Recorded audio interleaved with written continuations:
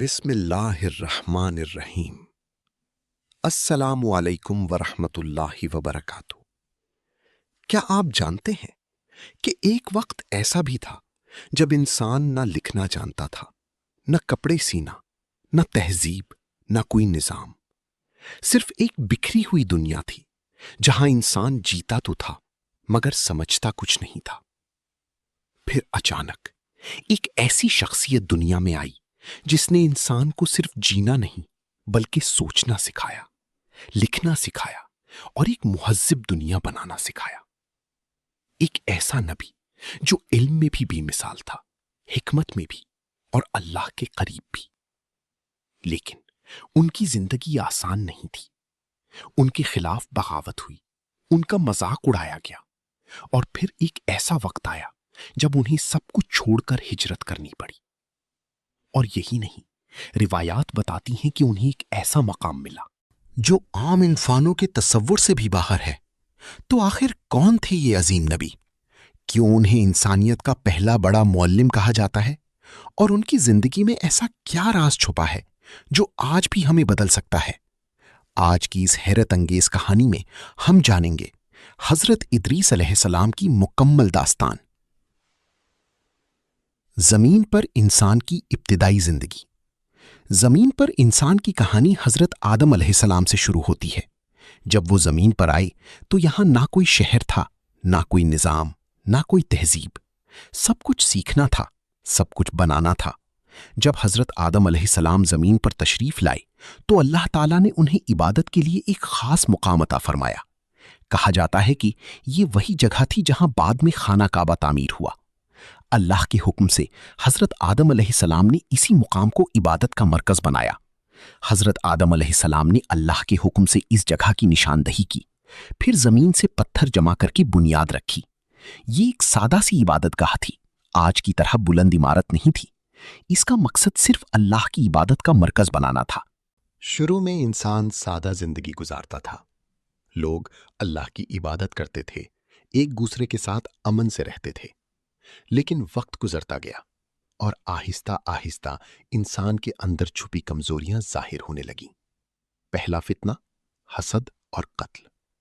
جب حضرت حوا علیہ السلام کے ہاں بچوں کی پیدائش ہوتی تھی تو اکثر ایک لڑکا اور ایک لڑکی ساتھ پیدا ہوتے تھے۔ اس نظام کے تحت ایک ہی پیدائش کے بھائی اور بہن آپس میں نکاح نہیں کرتے تھے، بلکہ مختلف پیدائشوں کے درمیان نکاح کیا جاتا تھا۔ مثال کے طور پر پہلی بار پیدا ہونے والے لڑکے کا نکاح دوسری بار پیدا ہونے والی لڑکی سے کیا جاتا تھا۔ اس کا مقصد یہ تھا کہ انسانی نسل آہستہ آہستہ آگے بڑھے، خاندانوں میں رشتوں کی پہچان برقرار رہے اور زمین پر آبادی کا آغاز منظم طریقے سے ہو۔ روایات کے مطابق یہ سب اللہ تعالیٰ کے حکم اور ابتدائی انسانی ضرورت کے تحت تھا، کیونکہ اس وقت دنیا میں صرف حضرت آدم اور حضرت حوا علیہ السلام کی اولاد ہی موجود تھی۔ اولاد میں مشہور بیٹے قابیل، حابیل، حضرت شیس علیہ السلام۔ یہ اس وقت کی بات ہے جب زمین پر صرف چند انسان موجود تھے اور انسانیت کا آغاز ہو رہا تھا۔ وہ دور تھا جب حضرت آدم علیہ السلام اپنے بیٹوں کو اللہ کی تعلیم دے رہے تھے، نیکی، صبر اور اطاعت کا سبق سکھا رہے تھے۔ ان کے دو بیٹے تھے، قابیل، حابیل۔ اللہ تعالیٰ نے ایک حکم دیا کہ دونوں اپنے رب کے لیے قربانی پیش کریں۔ یہ کوئی عام امتحان نہیں تھا، یہ دلوں کا امتحان تھا۔ دو قربانیاں، دو نیتیں۔ حابیل نے اپنے دل کی گہرائی سے بہترین چیز پیش کی، مخلص، پاک نیت کے ساتھ۔ لیکن قابیل نے لاپرواہی اور کمزوری کے ساتھ ناقص چیز پیش کی۔ اللہ کی طرف سے فیصلہ آیا، حابیل کی قربانی قبول ہو گئی، قابیل کی قربانی رد ہو گئی۔ یہ وہ لمحہ تھا جہاں سے کہانی بدلنے والی تھی۔ قابیل کے دل میں آگ لگ گئی۔ وہ سوچنے لگا، میری قربانی کیوں رد ہوئی؟ لیکن سوال یہ نہیں تھا، اصل مسئلہ اس کا دل تھا۔ حسد، غرور اور انا، یہ سب اس کے اندر بڑھنے لگا۔ ایک دن قابیل نے اپنے بھائی سے کہا، میں تمہیں قتل کر دوں گا۔ یہ سن کر ماحول خاموش ہو گیا، لیکن حابیل ڈرا نہیں۔ حابیل نے بہت سکون سے کہا، اگر تم مجھ پر ہاتھ اٹھاؤ گے تو میں تم پر ہاتھ نہیں اٹھاؤں گا، میں اللہ سے ڈرتا ہوں۔ یہ الفاظ کمزوری نہیں تھے، یہ تقوی کی طاقت تھی۔ لیکن قابیل کے اندر کا اندھیرا بڑھ چکا تھا، نفس غالب آ چکا تھا، اور پھر وہ لمحہ آیا جب انسان نے انسان کا خون بہا دیا۔ حابیل زمین پر گر گیا اور انسانیت نے پہلا زخم دیکھا۔ یہ تھا تاریخ کا پہلا ناحق قتل، پہلا خون، پہلی تباہی۔ زمین خاموش ہو گئی اور آسمان بھی جیسے غمگین ہوا۔ اب قابیل کے سامنے ایک اور مسئلہ تھا، لاش کو کیا کریں؟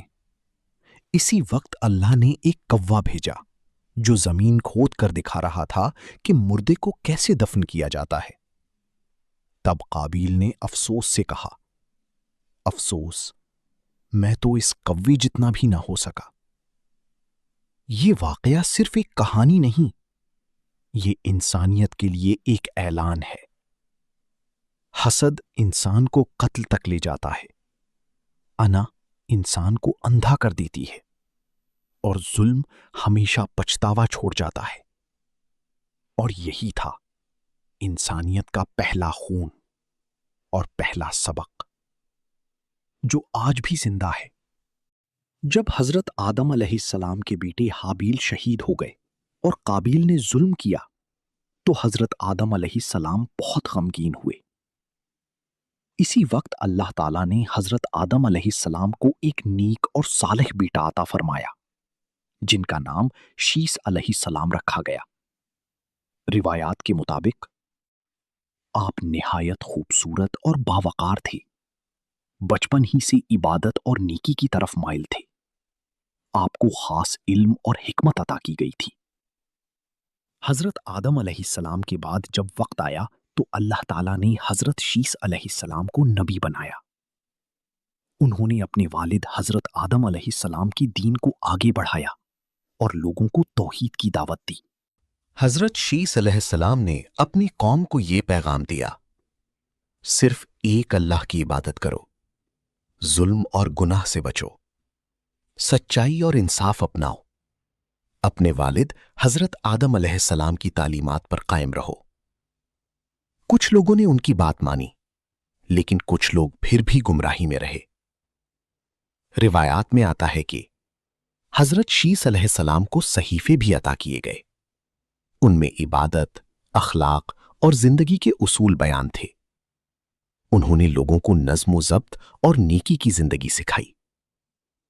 حضرت شیس علیہ السلام کو حضرت آدم علیہ السلام کی پاک نسل میں ایک اہم کڑی سمجھا جاتا ہے۔ ان کے ذریعے ہی بعد میں آنے والی نیک نسل آگے بڑھی۔ حضرت شیس علیہ السلام اپنے وقت کے بڑے نبی اور رہنما تھے۔ ان کے بعد نیکی اور توحید کی تعلیم کمزور ہونے لگی، لوگ آہستہ آہستہ دین سے دور ہونے لگے، معاشرے میں بگاڑ شروع ہوا۔ وقت کے ساتھ کچھ لوگ دوبارہ برائیوں کی طرف مائل ہو گئے، حسد، ظلم اور فساد بڑھنے لگا۔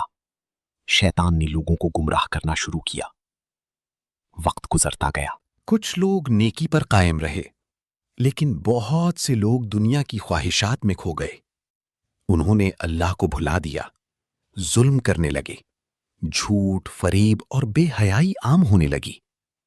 ایسا لگنے لگا جیسے نیکی کا چراغ بجھنے والا ہے۔ ایسے وقت میں اللہ تعالیٰ نے ایک بندے کو چنا، حضرت ادریس علیہ السلام۔ براہ راست حضرت آدم علیہ السلام کی اولاد میں سے ہیں، اور ان کا نسب حضرت شیس علیہ السلام کے ذریعے آگے چلتا ہے۔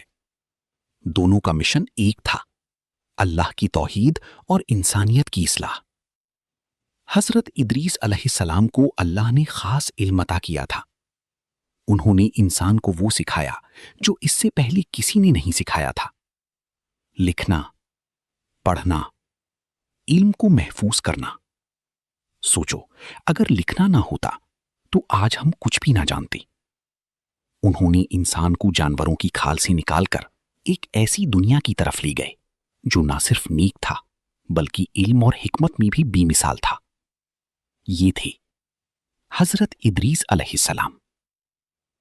حضرت ادریس علیہ السلام حضرت آدم علیہ السلام کی نسل سے تھے۔ उनकी दरमियान कई नस्लों का फासला था। कपड़े सीना सिखाया। उन्होंने तिजारत में इंसाफ के लिए नाप तूल के उसूल सिखाए। उन्होंने जिंदगी को तरतीब दी, निजाम दिया, सोच दी। लेकिन उनका असल मकसद इल्म देना नहीं था, बल्कि लोगों को अल्लाह की तरफ बुलाना था। वो कहते थे, एक अल्लाह की इबादत करो, जुल्म छोड़ दो, सच्चाई अपनाओ। कुछ लोगों ने उनकी बात मान ली, लेकिन ज्यादातर लोगों ने इनकार कर दिया। लोगों ने कहा, हम अपने तरीके क्यों बदलें? उन्होंने मजाक उड़ाया, तकलीफें दी, रास्ते रोके। लेकिन हजरत इदरीस अलैहिस्सलाम नहीं रुके। उन्होंने सब्र किया, हर तकलीफ बर्दाश्त की और अपनी दावत जारी रखी, क्योंकि वो जानते थे सच्चाई का रास्ता मुश्किल होता है मगर कामयाब होता है। जब हालात बहुत खराब हो गए तो हजरत इदरीस अलैहिस्सलाम ने एक बड़ा फैसला किया। उन्होंने अपनी कौम से कहा, ये जगह छोड़ दो जहां हक को कबूल नहीं किया जा रहा। ये आसान नहीं था। घर छोड़ना, जमीन छोड़ना, सब कुछ छोड़ना, लेकिन ईमान यही मांगता है। वो एक नई सरजमीन पर पहुंच गए जहां दरिया बहता था, जमीन जरखेज थी। ये एक नई शुरुआत थी। यहां आकर हजरत इदरीस अलैहिस्सलाम ने वो काम किया जो तारीख में पहले किसी ने नहीं किया था। उन्होंने एक मुकम्मल मुआशरा बनाया, शहर बसाए, बाजार बनवाए, कवानीन बनाए, निजाम कायम किया। उन्होंने इंसान को सिखाया कि अकेले नहीं बल्कि मिलकर कैसे जिया जाता है। उन्होंने कहा, मुआशरा इंसाफ के बगैर नहीं चल सकता। उन्होंने लोगों को उनकी हुकूक बताई, जिम्मेदारियां समझाई। लेकिन कुछ लोग फिर भी नहीं बदले, वो जुल्म करते रहे। तब हजरत इदरीस अलैहिस्सलाम ने अल्लाह के हुक्म से उनके खिलाफ खड़ा होना पड़ा। ये एक जंग थी, हक और बातिल की जंग, और आखिरकार हक जीत गया, बातिल हार गया। हजरत इदरीस अलैहिस्सलाम सिर्फ एक लीडर नहीं थे, वो अल्लाह के बहुत करीब थे। वो अक्सर इबादत में रहते, अल्लाह को याद करते। कुरान में आता है, अल्लाह ने उन्हें बुलंद मकाम अता किया। ये एक ऐसा मकाम था जो आम इंसानों को नहीं मिलता। एक दिन एक हैरत अंगेज लम्हा आया। उनकी मुलाकात हुई फरिश्ताए मौत से।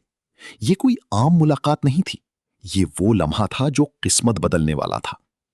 हजरत इदरीस अलैहिस्सलाम ने एक अजीब ख्वाहिश की, मैं जन्नत और जहन्नम को अपनी आंखों से देखना चाहता हूं। अल्लाह के हुक्म से उन्हें दिखाया गया जहन्नम, जहां अजाब और दर्द के मनाजिर थे, और फिर जन्नत, जहां सुकून, नूर और ऐसी नेमतें थी जिनका तसव्वुर भी इंसान नहीं कर सकता। जन्नत को देखकर हजरत इदरीस अलैहिस्सलाम का दिल उस तरफ माइल हो गया। वो सोचने लगे, क्या ये दायमी जगह है? क्या मैं यहां रह सकता हूं? और फिर वो लम्हा आया जब तकदीर ने अपना रुख बदला। अल्लाह के हुक्म से एक ऐसा मूजज़ा हुआ जिसकी मिसाल नहीं मिलती। हजरत इदरीस अलैहिस्सलाम को जमीन से उठा लिया गया। वो आसमान की तरफ बुलंद होने लगे। जमीन नीचे रह गई और वो नूर की तरफ बढ़ते चले गए। रिवायात के मुताबिक उन्हें आसमान के एक बुलंद मकाम पर पहुंचा दिया गया, जहां वो इबादत और कुर्बे इलाही में हैं। एक ऐसी जगह जहां आम इंसान का तसव्वुर भी नहीं पहुंच सकता। और आज भी ये सवाल बाकी है, क्या वाकई कोई इंसान आसमानों तक जा सकता है, या ये अल्लाह की वो कुदरत है जो सिर्फ अपने खास बंदों को दिखाई जाती है? हजरत इदरीस अलैहिस्सलाम की ये कहानी हमें बताती है, ईमान, सब्र और इबादत इंसान को नामुमकिन बुलंदियों तक ले जाती है। जब नबी करीम सल्लल्लाहु अलैहि वसल्लम मेराज पर गए तो चौथी आसमान पर हजरत इदरीस अलैहिस्सलाम से मुलाकात हुई। उन्होंने फरमाया, खुशामदीद आई नेक नबी।